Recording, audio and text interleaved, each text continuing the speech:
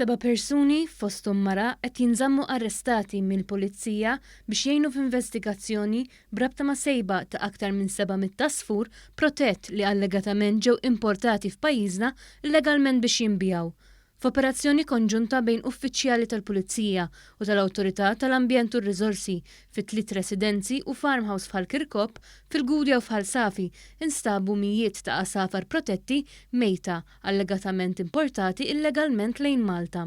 Madwar 500 minn dawn l-asafar instabu f'razzett f'Ħal Safi. L-asafar jinkludu pellikkani, fjamingi, ċikonji u għajkli. Minn investigazzjonijiet li saru irriżulta li allegatament dawn l-asafar ġew importati illegalment lejn Malta mis-Sudan u mill-Eġittu.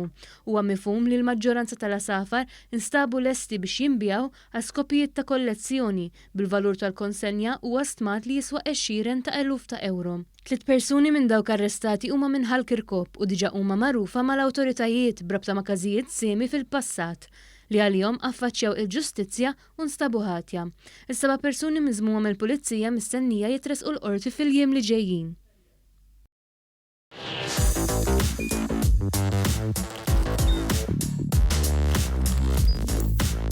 Idħol fuq one.com.mt u hemmhekk tista' tara l-programmi kollha li jxandru fuq One permezz ta' One Play.